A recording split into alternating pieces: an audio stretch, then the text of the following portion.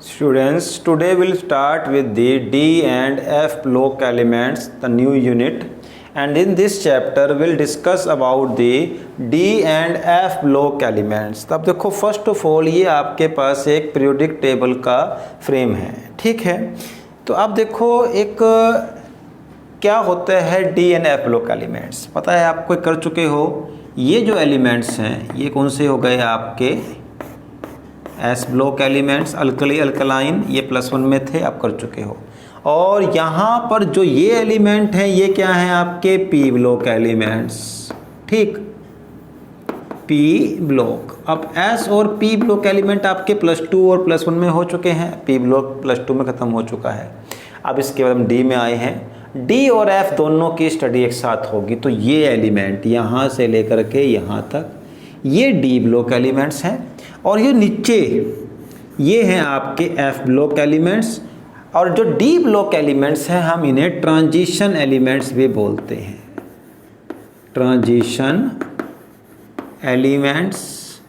और ये जो नीचे हैं इन्हें बोलते हैं inner transition, transition and inner transition. तो डी ब्लॉक एलिमेंट्स को ट्रांजिशन और एफ ब्लॉक एलिमेंट्स को इनर ट्रांजिशन एलिमेंट बोल देते हैं। अब देखो आपके पास जो ये वाले इलेक्ट्रॉन, ये जो है ये हमारे पास इसमें 2 सीरीज होती हैं। फर्स्ट सीरीज में इलेक्ट्रॉन भरते हैं 4f में, दूसरे में भरते हैं 5f में। फर्स्ट सीरीज को बोलते हैं लेंथेनॉइड, क्या बोलते हैं, लेंथेनॉइड। और सेकंड सीरीज को बोलते हैं एक्टेनॉइड। जिसमें इलेक्ट्रॉन 4f में जाएंगे वो लेंथेनॉइड, जिसमें इलेक्ट्रॉन 5f में फिल होंगे वो actinoid, lanthanoid and actinoid.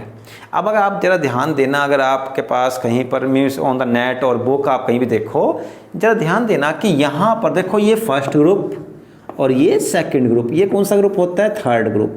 Third group में यहाँ और यहाँ, इधर और इधर स्पेस आपको खाली मिलेगा, या फिर स्पेस खाली नहीं भी मिला, इसके बाद इस एलिमेंट और इस एलिमेंट के बीच में आपको 14 नंबर का डिफरेंस मिलेगा, और वो 14 एलिमेंट्स ये हैं। और यहाँ पर भी आपको इस एलिमेंट और इस एलिमेंट के बीच में 14 नंबर का डिफरेंस मिलेगा, और वो 14 एलिमेंट्स ये होंगे। एक्चुअल में देखो ये सब एलिमेंट एक्चुअल में ये इस तरीके से इसके नीचे आने थे, ये वाले, ये सीरीज इसके बिल्कुल नीचे, और फिर ये सीरीज इसके बिल्कुल नीचे आनी थी।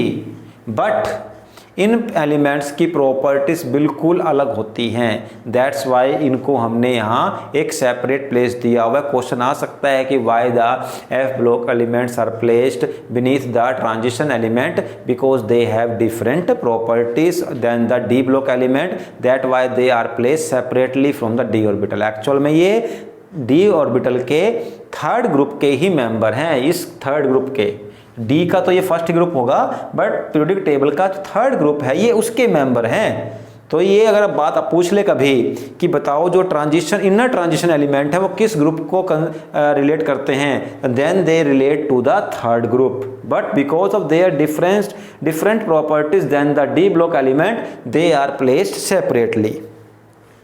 चलो यहाँ पर आपको इतना थोड़ा पता तो चल गया कि what are transition and what are inner transition element. अभी मैंने यहाँ कुछ नहीं करवाया है, आपको जस्ट थोड़ा इंट्रोडक्शन दी है। अभी कोई इसमें आपको कुछ जरूरत समझने की नहीं है कि क्या है क्या नहीं है, बस पता होना चाहिए पोजीशन क्या थी। तो अब स्टार्टिंग करेंगे हम बिल्कुल चैप्टर की। First of all why the, आप देखो हमारा पहला फोकस रहेगा डी ब्लॉक पर ही, तो आप एफ को छोड़ दो, अभी एफ को हम बाद में ही करेंगे। अगर आपको समझ आता है कि 4f 5f ठीक है, नहीं आया छोड़ दो, अभी हम उस पर बाद में आएंगे। फर्स्ट स्टार्ट करेंगे डी ब्लॉक एलिमेंट से। तो क्वेश्चन यहाँ पर ये है कि डी ब्लॉक एलिमेंट्स को ट्रांजिशन एलिमेंट क्यों बोलते हैं, why we call it as transition element. तो उसका रीज़न ये है, ट्रांजिशन का मतलब होता है मूव करना, चेंज करना, एक पोजीशन से दूसरी पोजीशन में मूव करना, या एक पॉइंट से दूसरे पॉइंट की तरफ चेंज करना।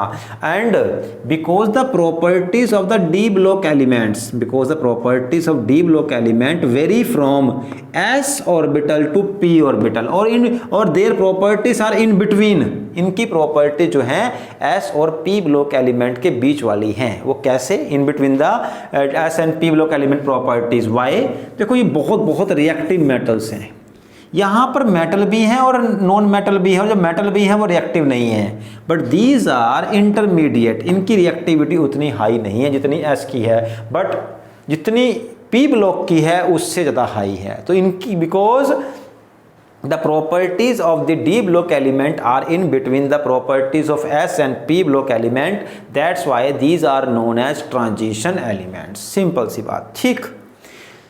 तो अब हम आते हैं यहाँ पर सबसे पहले डी ब्लॉक की जर्नल प्रॉपर्टीज और उसकी स्टडी करेंगे। अब देखो जरा ध्यान देना, हमारे पास ये वाला पोर्शन है जो हमें डिस्कस करना है। अब ध्यान दो, यहाँ पर 4 सीरीज हैं, 1 2 3 4। डी की कुल 4 सीरीज होती हैं, डी ब्लॉक एलिमेंट्स की 4 सीरीज हैं।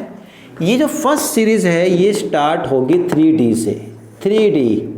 सेकेंड सीरीज स्टार्ट होगी 4D, थर्ड सीरीज स्टार्ट होगी 5D और 6th सीरीज स्टार्ट होगी 6D। तो यहाँ पर मैं आप देखो इसके बाद समझाने के लिए आप इन 4 सीरीज को एक थोड़ा सा एक बड़े इस पे बनाता हूँ मैं।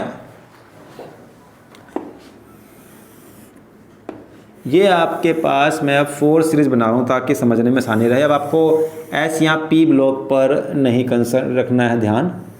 ये एक सीरीज़ हो गई, ये दूसरी सीरीज़ हो गई, ये थर्ड और फोर्थ सीरीज़ हो गई। देखो इसको हम कहेंगे 3D सीरीज़, इसको कहेंगे 4D सीरीज़, इसको कहेंगे 5D सीरीज़, इसको कहेंगे 6D सीरीज़।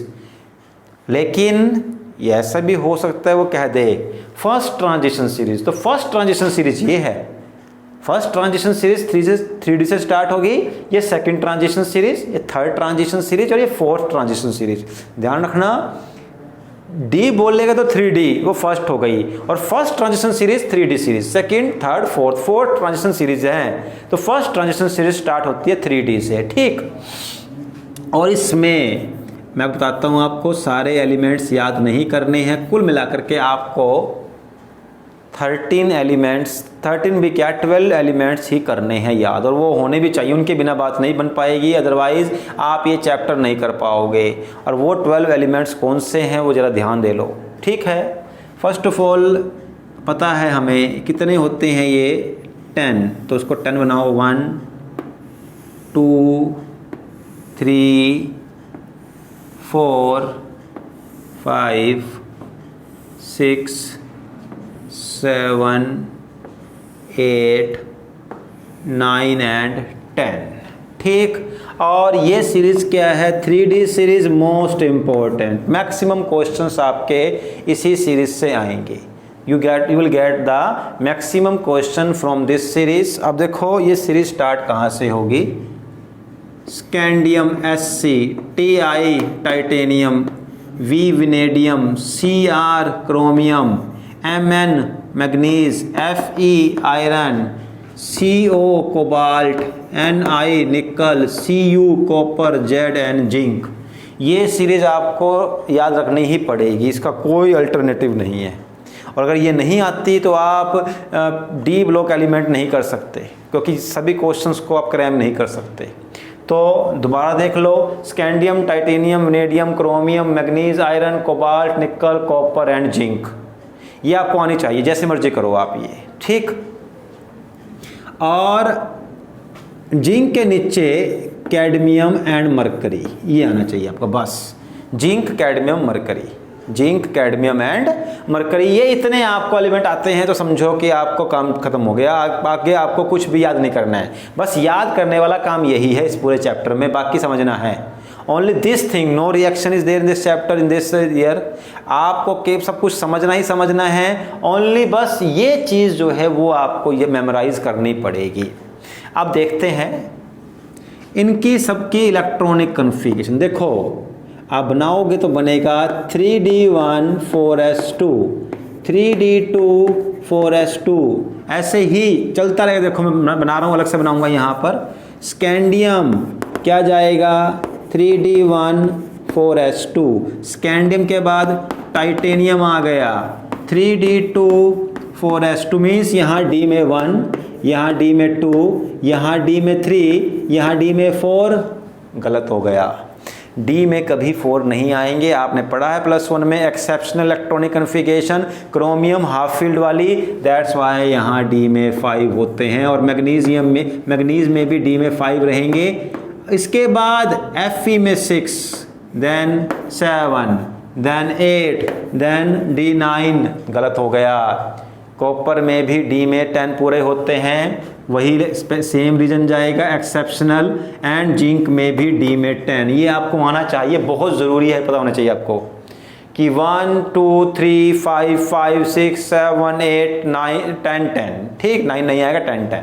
तो इस तरीके से ये इन सब की इलेक्ट्रॉनिक कन्फिगरेशन है। इसके सामने 3D और फिर 4s2, 3D 4s2, 3D 4s1, s2, s2, s2, s2, s1, s2।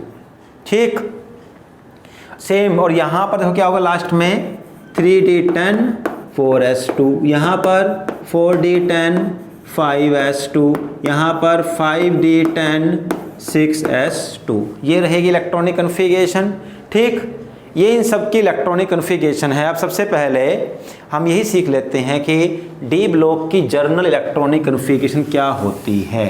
ठीक, कैसे करते हैं, ऑल्दो हम +1 में कर चुके हैं, बट फिर भी दोबारा कर लेते हैं। डी ब्लॉक की इलेक्ट्रॉनिक कन्फिगरेशन कैसे लिखते हैं, वो ऐसे लिखते हैं हम n-1 D1 to 10, n-1 D1 to 10 and ns 0 to 2। ये आपको आनी चाहिए। n-1 D1 to 10 and ns2 0 to 2।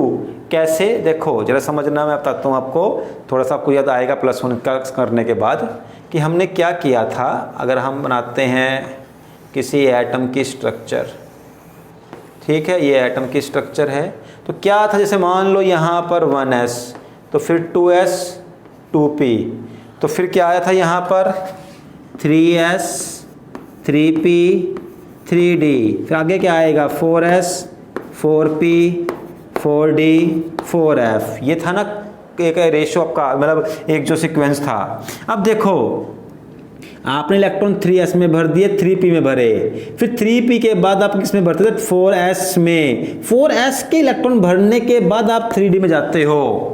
जरा ध्यान देना, हमेशा जो d है वो s के बाद में फिल होता है। मींस पहले आप हायर s को भरोगे तो नीचे वाला d भरेगा। अगर आपने 5s को भरा है तो उसके बाद 4d आएगा। अगर आपने 4s को भरा है तो फिर बाद में 3d भरेगा। अगर आपने 7s को भरा है तो फिर उसके बाद 6d भरेगा। अब ऐसा क्यों था, अगर आप भूल गए हो तो समझना, उसके लिए रूल था n+l rule. n+l rule means जैसे 3d है और 4s है, तो 3d के लिए कितना रूल होगा, देखो n की वैल्यू तो ये रही 3 और 4, तो यहाँ n की वैल्यू 3 है और d देखो SPDF, तो s के लिए 0, P1 D2 F3 ये था हमारे पास। तो देखो यहाँ कितना हो गया, SPD D2 आ गया, 5 आ गई, और 4s के लिए n की वैल्यू 4 है और l की वैल्यू 0 होती है, 4 आया, क्योंकि 4s के लिए n+l की वैल्यू कम आई है, इसीलिए इसे हम पहले भरेंगे। और 3d के लिए n+l का वैल्यू हाई आई है, इसको हम बाद में भरेंगे। और हमेशा हर एक में ये रहेगा कि आपके हायर s की वैल्यू कम होगी और उससे नीचे वाले d की वैल्यू ज़्यादा होगी, तो हम d को हमेशा बाद में भरते हैं। इसीलिए रूल होता है n-1 D1 to 10। और रही बात ns, मीन्स अगर ये 4s है तो ये 3d होगा, एक कम कर देंगे n-1। अगर ये 5s है तो ये 4d होगा, एक कम कर देना है। लेकिन यहाँ ना हमने 0 2 लिया है, उसका रीजन हमने 1 से 2 नहीं लिया। ऑल्दो हमने जो अब तक किया है, क्रोमियम में चलो 1 आ गया, इसमें कॉपर में भी 1 में s आ गया, पर 0 क्यों लिया है? देखो कुछ एलिमेंट ऐसे हैं, ऑल्दो उनका रीजन क्लियर नहीं है, बट कुछ एलिमेंट ऐसे हैं जहाँ पर s में 0 इलेक्ट्रॉन्स हैं, तो मीन्स इलेक्ट्रॉन सारे डी में आ गए एस में से निकलकर। उनकी ऑल्दो एग्जैक्ट रीजन क्लियर नहीं है, बट स्टेबिलिटी को ही से ही करते हैं एक्सप्लेन, बट हाउ मीन्स वो भी पूरा अभी तक वेल डिफाइन नहीं है। बट कुछ एलिमेंट हैं 1-2 जिनमें एस में 0 भी हैं, इसलिए हमने लगाया है 0 to 2। ठीक है, तो यहाँ पर ये इसकी इलेक्ट्रॉनिक कन्फिगरेशन हो गई।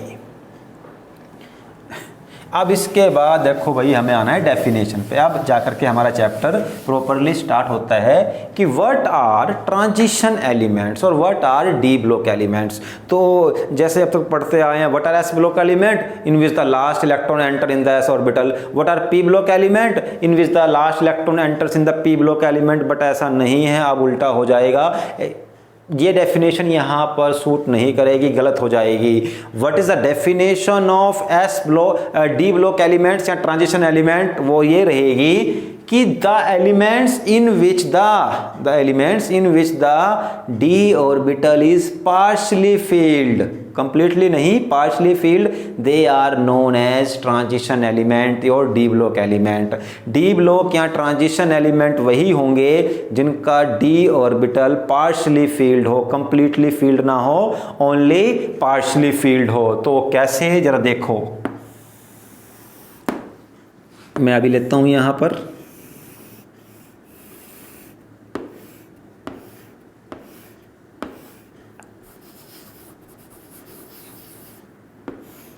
1 2 3 4 5 ऑर्बिटल्स हो गए। स्कैंडियम में देखो कितने आएंगे, डी में 1, ये क्या हो गया ट्रांजिशन, क्योंकि इसमें डी पार्शली फील्ड। ऐसे ही करते करते ये क्या हो गया क्रोमियम, ठीक, ये मैग्नीज भी हो गया अगर इसमें 1 भरा है तो वहाँ। अब ये क्या हो गया आयरन, ये क्या कोबाल्ट, ये निकल। अब यहाँ तक तो देखो ये क्या हो गए ट्रांजिशन एलिमेंट, क्योंकि क्या डेफिनेशन थी कि इनका जो पी डी ऑर्बिटल है वो पार्शली फील्ड होना चाहिए। अगर डी ऑर्बिटल पार्शली फील्ड नहीं है तो वो ट्रांजिशन एलिमेंट नहीं है। और यही रीजन है कि हम जिंक, कैडमियम और मरकरी को ट्रांजिशन एलिमेंट कंसीडर नहीं करते। और लास्ट ईयर यही क्वेश्चन आया हुआ है और बहुत बार करवाया हुआ है, नोट्स में बिल्कुल लिखा हुआ क्लियर वर्ड्स में, पहले भी लिखा हुआ था, ऐसा नहीं अभी लिखवाया है, ये शुरू से ही लिखा हुआ था। और जिंक, कैडमियम, मरकरी, इनको हम ट्रांजिशन एलिमेंट कंसीडर क्यों नहीं करते, क्योंकि इनका डी पार्शली फील्ड नहीं है, the D orbital is completely field. और जो कंप्लीटली फील्ड होगा वो D orbital means D block element में इंक्लूड नहीं हो सकता। तो आपका पहला क्वेश्चन हो गया कि why the zinc, cadmium and mercury are not transition element, because their D orbital is completely filled. But अगर यही डेफिनेशन सही है तो फिर कॉपर, और कॉपर के नीचे होता है सिल्वर, एंड सिल्वर के नीचे होता है गोल्ड। आप चाहो तो याद कर लेना, ऑल्दो आता है कॉपर, सिल्वर, गोल्ड, बड़ा एक सिस्टमेटिक वे है। इन सब के डी में भी 10 होने चाहिए और होते भी हैं, वो एक इलेक्ट्रॉन जाएगा करने के लिए। तो फिर इनको हम ट्रांजिशन क्यों बोल देते हैं, क्योंकि हमने कहा कि जिंक, कैडमियम, मरकरी नहीं है। Then why the copper and silver are also transition element. तो देखो उसका रीजन क्या है। अब और हो सकता है इस साल यही क्वेश्चन आए, जो मुझे लग रहा है शायद यही क्वेश्चन आए कि why the copper and silver are known as transition even though they have completely filled D orbital. तो उसका रीजन ये रहता है कि जो कॉपर और सिल्वर के जो कंपाउंड्स हैं, जैसे कि कॉपर का कंपाउंड क्या है CuSO4, CuO, copper nitrate CuNO3 twice. ऐसे ही सिल्वर के जो हैं Ag, ठीक है, S2, तो जरा ध्यान, AgS सिल्वर सल्फाइड। तो कॉपर और सिल्वर के जो कंपाउंड है ना वो मिलते हैं +2 ऑक्सीडेशन स्टेट में। मींस आप ऐसे बोलोगे that the copper and silver compounds are most stable in their +2 oxidation state. और अब जब +2 ऑक्सीडेशन स्टेट होगी तो क्या होगा, जरा ध्यान देना। देखो what is the electronic configuration of copper, 3d10 4s1, ये कॉपर की इलेक्ट्रॉनिक कॉन्फ़िगरेशन। लेकिन कॉपर 2 पॉजिटिव क्या होगी, एक इलेक्ट्रॉन जाएगा पहले S से। देखो फर्स्ट इलेक्ट्रॉन हमेशा रिमूव होगा, बाहर से होता है, चाहे फिल आप इनर कर रहे हो, पर रिमूव पहले बाहर से ही होगा। S से चला गया, एक गया D से, क्या हो गया 3d9। यही कंडीशन जाएगी सिल्वर के लिए भी कि that in the copper and silver are considered as transition element even though their d orbital is completely filled because in their most stable oxidation state। of +2, most stable oxidation state of +2, they have partially filled d orbital. इनका जो d orbital है वो partially filled है कब? in their most stable oxidation state, that's why they are considered as transition element. ठीक है, तो यही इतना ही था यहाँ तक। तो ये रीजन है इनके ट्रांजिशन होने का।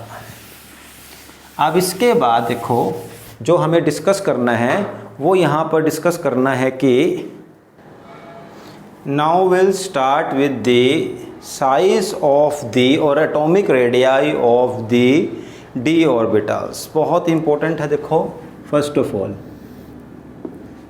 अब देखो मैंने क्या कहा हुआ है कि आपको फर्स्ट ऑफ ऑल ये फर्स्ट 3D सीरीज पूरी आनी चाहिए, जो बार बार मैं करता रहूँगा ताकि आपके माइंड में बैठ जाए। First of all element scandium, then titanium, then vanadium, chromium, manganese, iron, cobalt, nickel, copper and zinc. ये बिल्कुल आपको फिक्स आने चाहिए। ठीक है, अब देखो इसमें हमने सबसे पहले अब स्टार्ट करना है एटॉमिक रेडियाई या atomic size.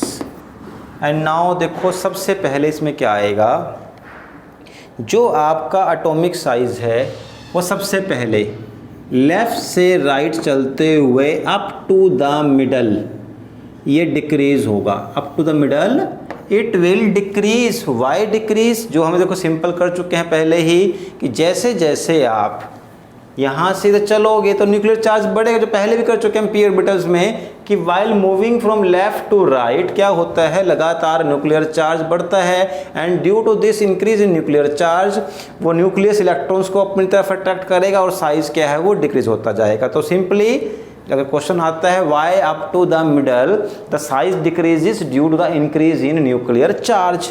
But very interesting topic is there कि after the middle the size does not decrease or the decrease becomes constant or it becomes very less, means size जो है वो लगभग constant रहेगा। and जो दिखाई देगा लास्ट में चेंज वो लास्ट एलिमेंट जिंक में दिखाई देगा, जहां थोड़ा सा साइज बढ़ जाएगा। उल्टा देखो इंक्रीज हो गया। Why there is some increase in size at the last element. तो देखो इसका रीज़न क्या रहेगा। फर्स्ट ऑफ ऑल जैसे हमारे पास D के 5 ऑर्बिटल्स हैं, 1 2 3 4 5। First up to the middle, ये मिडल कहाँ तक जाएगा, जब तक आपके D में 5 भरेंगे, क्योंकि यहाँ मैग्नीज में भी D में 5 होते हैं, क्रोमियम में भी D में 5। 1 2 3 4 5 लगातार इलेक्ट्रॉन्स भर रहे हैं, लगातार न्यूक्लियर चार्ज भी बढ़ रहा है, उससे क्या है साइज थोड़ा थोड़ा डिक्रीज होता चला जाएगा। But what happens after the middle, क्या स्टार्ट हो गई, इलेक्ट्रॉन्स की पेयरिंग। D में 6 आ गए, D में 7, D में 8, और पेयरिंग होने से क्या है इलेक्ट्रॉन्स की रिपल्शन बढ़नी स्टार्ट हो जाएगी।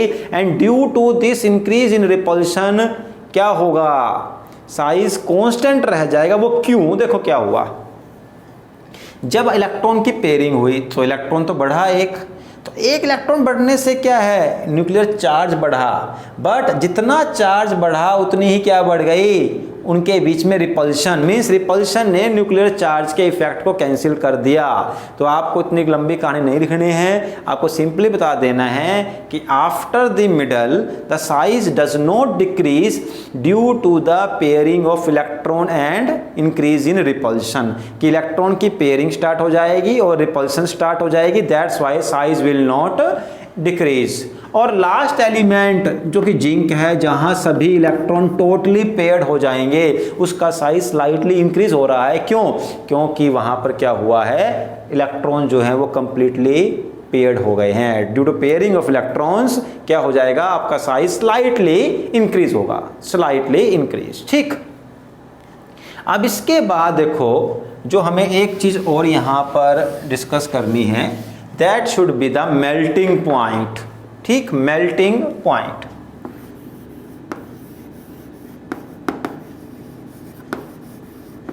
अब ये मेल्टिंग पॉइंट किस पे डिपेंड करता है, देखो मेटल्स हैं ये सब, ट्रांजिशन एलिमेंट्स क्या हैं, सभी की सभी मेटल्स हैं, कॉपर, सिल्वर, गोल्ड, जिंक, ठीक है।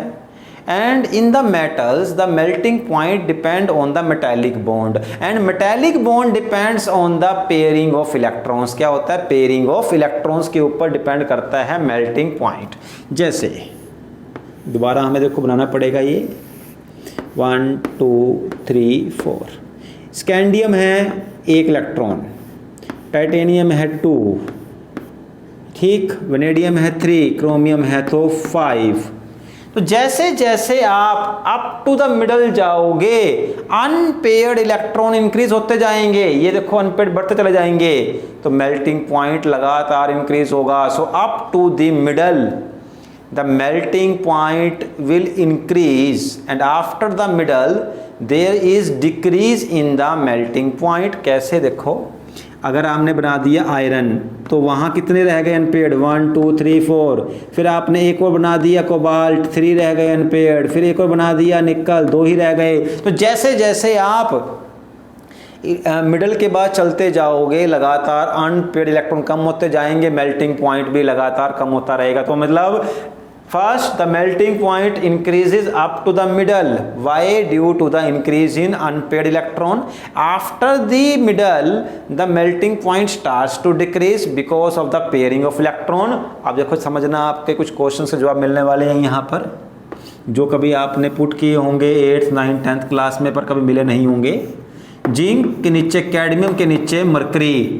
अब देखो लास्ट में जो जिंक है, जिंक में क्या होगा, डी कंप्लीटली फिल्ड है, एक भी अनपेड इलेक्ट्रॉन नहीं है। Due to this absence of unpaired electron zinc, cadmium and mercury है वेरी लेस मेल्टिंग पॉइंट, इनका मेल्टिंग पॉइंट बहुत कम होता है। और यही रीजन है कि this mercury is liquid at room temperature. ये क्वेश्चन आप पूछते होंगे जरूर टीचर से, बट उस समय आपको जवाब नहीं मिल सकता है। बट नाउ यू नो कि मरकरी का melting point means mercury is that liquid at room temperature, it means its melting point is very less।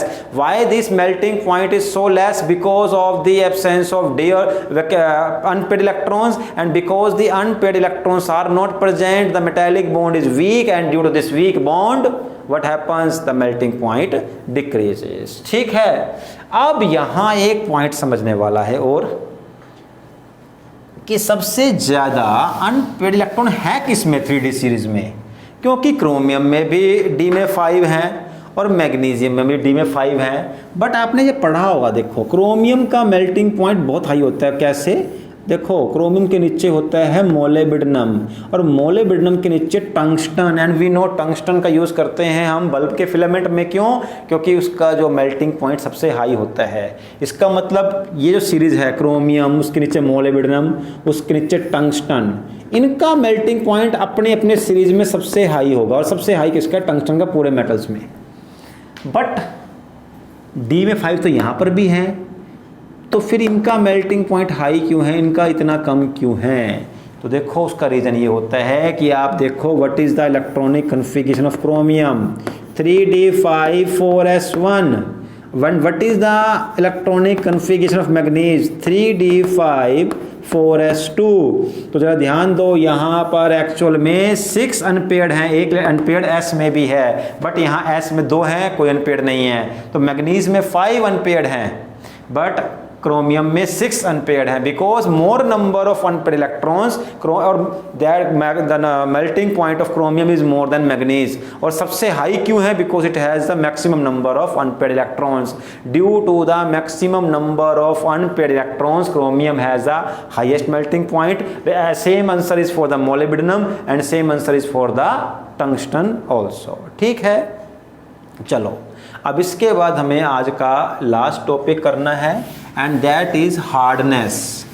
अब देखो यहाँ कोई बड़ी मुश्किल बात रही नहीं, अगर आपको मेटालिक बॉन्ड समझ आ गया है तो हार्डनेस वाला पॉइंट भी आप अपने आप बना सकते हो। देखो हार्डनेस डिपेंड करेगी जितना बॉन्ड स्ट्रॉन्ग होगा।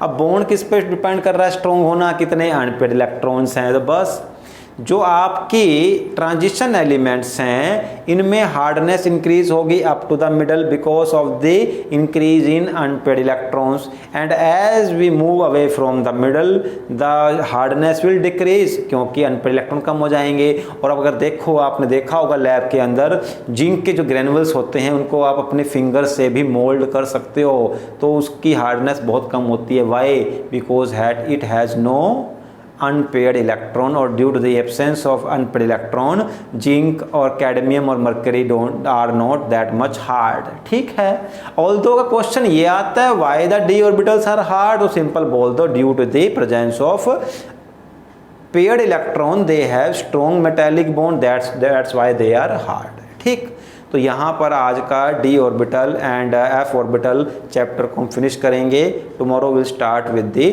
Other properties of this chapter. Thank you.